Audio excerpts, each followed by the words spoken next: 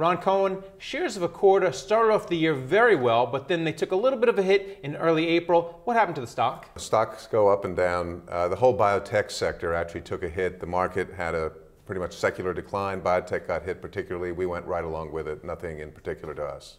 Well, what's the status of Ampera when it comes to cerebral palsy? Because a lot of people are watching that. Right. So Ampera is out on the market now to improve walking in MS. We've just started a clinical trial to look and see if it helps people with cerebral palsy walk better, function better, and we're about to start a trial in chronic stroke as well. And what do you have in the pipeline beyond Ampera? Because this is another thing a lot of people are worried about. Well, we have a pretty rich pipeline. We have a drug, AC-105, that's shown the ability in animal models to shrink the size of a spinal cord injury and improve function. We're going to put that into a spinal cord trial.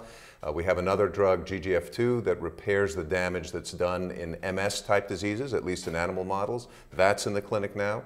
We're going to take another drug, what's called a monoclonal antibody, into the clinic, came out of the Mayo Clinic, and that has shown the ability to repair damage that's been done in MS-type diseases, at least in animal models. So you have a lot of things going on, a lot of things in the pipeline, but the other big headline right now in biotech and healthcare is Obamacare.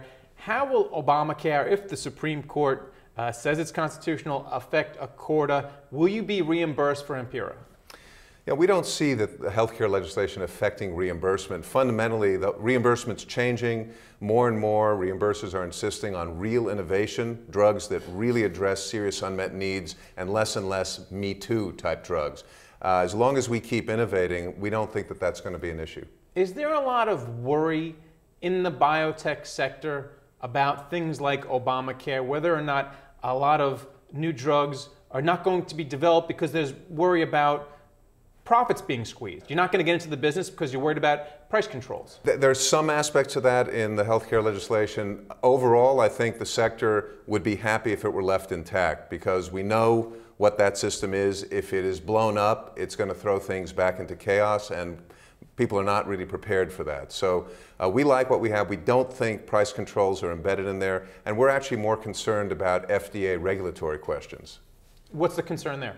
Well, the concern there is there's a widely held perception among my peers and also people who invest in us that the FDA has swung very far to risk aversion in recent years, so that they're not approving drugs as readily. It's taking longer, it's costing a lot more, years longer to do a lot more testing. We think that a better balance is needed there to get drugs to people who need them as soon as possible.